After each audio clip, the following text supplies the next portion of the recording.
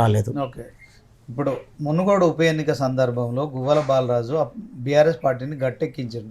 JL సంతోష్ని కలవడం కావచ్చు, ఆ ఎపిసోడ్లో ఏం జరిగింది ఒక్కసారి మా నేను ఎవరిని కలవలేదు అప్పుడు. నేను ఎప్పుడు బిఎల్ సంతోష్ గారిని కలవలేదు. బిఎల్ సంతోష్ గారు అంటే ఎవరు నాకు తెలియదు. అయితే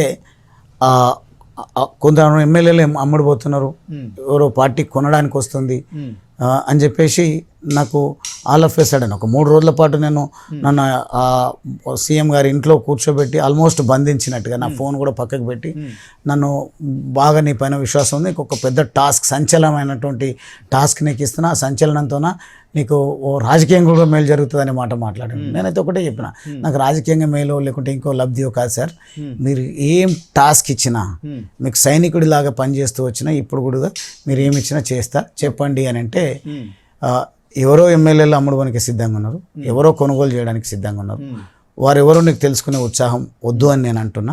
అంటే నాకేం అవసరం లేదు అన్న, నేనేం చేయాలనో చెప్పండి అని. అయితే నువ్వు నీ కారు డ్రైవింగ్ వస్తుంది అంటే వస్తుంది సార్ అని, నీ కారులో కొంతమందిని ఇచ్చి పంపిస్తా ఎమ్మెల్యేలను, ఒక స్థలానికి వెళ్ళాలి, లొకేషన్ కూడా నువ్వు ఆ లొకేషన్కు క్లోజ్గా వెళ్ళిన తర్వాతనే నీకు లొకేషన్ ఇస్తాం అంటే నేను ఎక్కడన్నా చెప్తా అన్నారు. నా ప్రాణం పోయినటువంటి బ్రోకర్ లెక్కలు నేను చేయను. అక్కడికి వెళ్ళడం జరిగింది. వెళ్ళిన తర్వాత క్లోజ్గా వెళ్ళిన తర్వాత లొకేషన్ కూడా కాకుండా ఎవరో మమ్మల్ని వచ్చి అక్కడికి బైక్ పైన వచ్చి ఆ స్థలానికి తీసుకొని పోవడం. వచ్చిన వాళ్ళు ఎవరెవరు ఉన్నారు? వర్షవర్ధన్ రెడ్డి గారు ఉన్నారు, రేగా కాంతారావు గారు ఉన్నారు, అదేవిధంగా అప్పటికే అక్కడ పైలట్ రోహిత్ రెడ్డి గారు ఉన్నారు ఆ ఫామ్ హౌస్లో. అక్కడికి వెళ్ళినారు. వెళ్ళిన తర్వాత వెళ్ళే ముందు నాకు ఇచ్చిన ఇన్స్ట్రక్షన్, మనం ఏం మాట్లాడాల్సిన అవసరం లేదు, మనం వాళ్ళ నుంచి ఏదో చేయాల్సిన అవసరం లేదు, కొంత మాట కలపాలి, వాళ్ళకు అవసరం అయితే అనుమానం రావద్దు కాబట్టి వాళ్ళు ఏమైనా మాట మాట్లాడుతున్నప్పుడు నువ్వే మాట్లాడు, వీళ్ళు ఎవరు మాట్లాడారు అంటే మళ్ళీ వాళ్ళు ఏమనుకున్నారో వాళ్ళపైన ఎందుకు వాళ్ళకి ఇవ్వద్దు అనుకున్నారో తెలియదు. ఎందుకంటే వాళ్ళు నమ్మాలంటే వీళ్ళ ముగ్గురు కూడా కాంగ్రెస్ పార్టీ నుంచి వచ్చినారు కాబట్టి వాళ్ళు నమ్మాలంటే వీళ్ళందరూ టీమ్గా ఉన్నారనే విశ్వాసం వాళ్ళకి కలగాలనుకున్నారో ఏందో తెలియదు. కానీ ఎవరికి బాధ్యత ఇవ్వకుండా నిన్నే ఏం మాట మాట్లాడినా 2 మాటలు నువ్వే మాట్లాడాలి, మళ్ళీ సేఫ్గా వాళ్ళని తీసుకొని రావాలి. నీకు 2 మాటలు ఏంటి అవి? వాళ్ళు ఎవరు ఏం మాటలు మాట్లాడితే అది ఎవరు అక్కడ ఉన్నది? స్వామీజీలు ఉన్నారు, ఇద్దరు స్వామీజీలు ఉన్నారు. నాకు ఎవరు తెలియదు, వాళ్ళ పేర్లు కూడా నాకు గుర్తు రావట్లేదు. ఆ స్వామీజీలు ఇద్దరు జైలుకు కూడా వెళ్ళారు. ఇప్పుడు ఎందుకు మీకు రికార్డులలో దొరుకుతాయి వాళ్ళ పేర్లు? ఏదో భారతి అని ఒక ఆయన పేరు ఉన్నట్టుంది, ఇంకొక ఆయన సమ్ పేరుంది. వాళ్ళిద్దరు వచ్చిండ్రు. నందు అని అక్కడ ఇంకొక ఆయన పాత్ర పోషించిన వాళ్ళకి ఆయనని కలిపిండు అనేది అక్కడ ఉన్నటువంటి మనం విన్నటువంటి మాట. ఎవరేం చేసింది నాకైతే తెలియదు. నేను చాలా దైవభక్తి కలిగినటువంటి వాళ్ళు. ఒక డ్రైవర్ లాగా కేసీఆర్ ఆదేశిస్తే వాళ్ళని తీసుకొని వెళ్ళిరు, వాళ్ళని కలిపి మీరు డ్రైవర్ లాగా అనుకోవచ్చు, లేకుంటే ప్రజలు ఇవ్వని అనుకోవచ్చు. అదే మాట I never do such kind of duties. Driver duty చేస్తున్నాడు అని ఆ రకంగా నియమించిందంటే ఖేర్ కూడా చేయకుంటుంటే నేను నన్ను నమ్మిన ఒక నిఖార్స్ అయినటువంటి కార్యకర్తగా నన్ను నమ్మిండు కాబట్టి నేను అక్కడికి వెళ్ళడం జరిగింది తప్ప ఇంకోటి కాదు. నిజంగా దాని వెనుక అంటే మీ ఇప్పటి వరకు మీకు అంటే బీఆర్ఎస్ పార్టీలో లేరు, దాని వెనుక ఉన్న అసలు వ్యూహం ఏంటి, అది ఎందుకు జరిగిందంటే? ప్రభుత్వాన్ని అస్థిరపరిచే ప్రయత్నం ఎవరు చేసిండ్రు అనేది అర్థమైంది.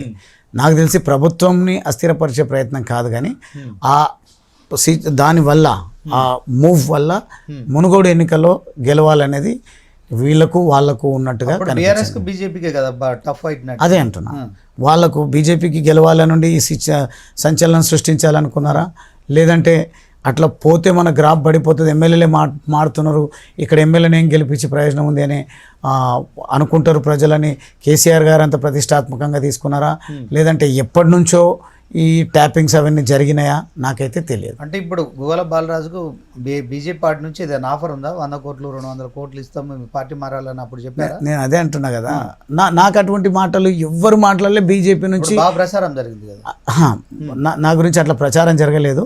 కానీ నా నియోజకవర్గంలో మాత్రం సునీల్ కన్గోల్ గారు, రేవంత్ రెడ్డి గారు, అదేవిధంగా అక్కడ ఉన్నటువంటి కాంగ్రెస్ కొంతమంది 100 కోట్లకు అమ్ముడు పోయిండు అని పోస్టర్లు వేసిండ్రు.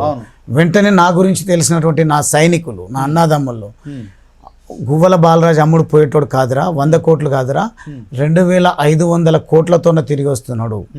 అంటే 2350 కోట్లేమో ఇరిగేషన్ ప్రాజెక్టు, ఇంకా మిగతా 300-400 కోట్ల రూపాయలేమో ఈ సందర్భంలో నేను బ్లేమ్ అయినా అని చెప్పేసి అదొకటి ఇదొకటి చెప్పి ఏం జరిగినా నా నియోజకవర్గానికి మేలు జరుగుతుందని ఇట్లా వాళ్ళు పోస్టర్లు వేస్తున్నారు. సార్ నాకు ఏదైనా అభివృద్ధి విషయంలో కొంచెం ఎక్స్ట్రాడినరీగా నాకు హెల్ప్ చేయాలంటే దాదాపుగా 300-400 కోట్ల రూపాయల నిధులు ముఖ్యమంత్రి గారు కేసీఆర్ గారు నాకు ఇవ్వడం జరిగింది. ఆ విషయాన్ని నేను మా వాళ్ళకి చెప్పినాం. మా వాళ్ళు కూడా బాగా పోస్టర్లు వేసి అమ్ముడు పోయే నైజం గువ్వల బాలరాజుది కాదని ఒక 15-20 వేల మంది 60-70 కిలోమీటర్ల మేర ర్యాలీతో నన్ను స్వాగతించి అచ్చంపేటకి తీసుకుపోయాను. మునుగోడు ఉప ఎన్నికల్లో సరే కేసీఆర్ బీజేపీ మధ్యలో టఫ్ ఫైట్. ఆ సందర్భంలో ఖచ్చితంగా మునుగోడు ఎన్నిక జరిగినప్పుడు నేను కూడా అక్కడ ఉప ఎన్నిక విషయంలో ప్రచారం నేను కూడా మిమ్మల్ని బహిరంగ సభా వేదికకు తీసుకొచ్చారు. అంటే మొత్తానికి మిమ్మల్ని ఒక కొన్ని రోజులు డ్రాప్ చేశారు అంతే కదా మా పార్టీకి సంబంధించి. ఏ డ్రాప్ చేయడం అంటే డ్రాప్ చేశారు మిమ్మల్ని, అంటే మిమ్మల్ని 3 రోజులు బంధించారని చెప్పారు. ఆ తర్వాత బంధించడం కాదు వారికి, ఎందుకంటే నిజంగా ఫోన్ తీసుకోవడం ఏమైనా చెప్పింది పాటిస్తాడా లేడా అని పరీక్షించినట్టున్నారు. అందుకే ఫోన్ పక్కకు పెట్టమంటే పక్కకు పెట్టిన, టెన్షన్గా ఈ టైం వరకు రావాలి, ఈ టైంకి వెళ్ళాలంటే అట్లనే వెళ్ళి వచ్చిన. 3 రోజులు అక్కడ ఉండి ఇంటికి రావడం 1 గంట కోసం. మీరు అక్కడికి వెళ్ళిన వాళ్ళకి ఎలాంటి ఆఫర్ లేదు, మీరు పార్టీ మారాలని ఒత్తిడి. నేను ఎవరి గురించి నేను చెప్పట్లేదు, నా విషయం చెప్తున్నా. వాళ్ళ గురించి నాకేం తెలుస్తుంది. నాకు మాత్రం అటువంటిది ఎవరు ప్రయత్నం చేయలే, చెయ్యరు కూడా. అదేమైనా ఇంపాక్ట్ అయిందా మీకు 2023లో? డెఫినెట్గా అయిందా? అయింది, నష్టం జరిగింది. ఎట్లా? ఈ ప్రజల లోపల చర్చ, వీళ్ళు బాగా క్లెవర్ కదా కాంగ్రెస్ పార్టీ. అదే ఇది అమ్ముడు పోయిండని, వాళ్ళని కొట్టిండని, ఈ వర్గాలకు వ్యతిరేకమని ఇవన్నీ స్ట్రాటజీలు చేయడం వల్ల నష్టం జరిగింది. దాంట్లో కేసులు ఇప్పటికీ బాలాజీ ఎదుర్కొంటున్నారు. నేను దాంట్లో కంప్లైంటే తప్ప నేనేం అక్యూజ్డ్ కాదు, లేకుంటే ఇంకా కల్పరేట్ కాదు. అట్లాంటి కేసులు ఉన్నాయి. ఆ కేసుల నుంచి తప్పించుకోవడానికి బాలాజీ నేను ఒకవేళ బీజేపీకి ఒకవేళ ఆ కేసుల నుంచి నేను తెప్పించుకోవాలంటే నన్ను వాళ్ళలో పరుచుకునే ప్రయత్నం చేస్తారు తప్ప నేను వాళ్ళ దగ్గరికి పోవాల్సినటువంటి అవసరం ఏముంది? వాళ్ళపైన విమర్శ ఉంది కాబట్టి వాళ్ళు నన్ను వేరే రకంగా వాడుకునే అవకాశం ఉంటుంది. ఓకే, నేను అట్లా వాళ్ళ దగ్గరికి వెళ్ళడం లేదు. ఒకవేళ వాళ్ళు అట్లుంటే నా దగ్గరికి వచ్చేవాళ్ళు. ఒక దగ్గర ఆఫర్ లెటర్ ఉంటే ఇంకొకడ మనం రిజైన్ చేయాలి. బాలరాజు బీఆర్ఎస్ పార్టీకి రాజీనామా చేశారు. ఆఫర్ లెటర్ ఏ పార్టీ దగ్గర నుంచి ఉంది చెప్తారా? నేను ఎప్పుడు ఎంప్లాయీని కాదు. అఫ్ కోర్స్ నేనేమంటున్నా అదే చెప్తున్నా. అందుకే రిజిగ్నేషన్కు ఆఫర్. నేను ఆకలి మంటలతోనే వచ్చినోని కానీ ఆలోచనలతో వచ్చినటువంటి వాడిని. నేను ఎక్కడ కూలిబాయిగా కానీ లేకుంటే మా అమ్మ నాన్న కూలి పని చేసాను కాదంటలేను. చదువుకున్న తర్వాత కూడా ఆ రోల్ మంచిది కాదు అని చెప్పేసి నేను చిన్నదైనా వ్యాపారం మొదలు పెట్టాలని చేసిన తప్ప మీరు అంటున్న ఈ ఆఫర్లో ఆపర్చునిటీస్ కోసమో కాదు. ఆపర్చునిటీస్ కలిగించే శక్తి నాకు దేవుడు ఇచ్చిండు.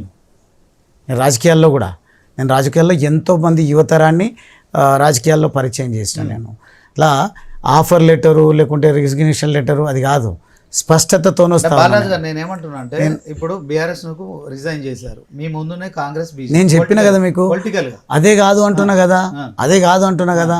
నేను అట్లానే పార్టీ కూడా స్థాపిస్తా లేను అని చెప్తున్నా కదా. నేను అవసరమైతే ఒక మరో ఉద్యమాన్ని సృష్టించుకొని ముందుకు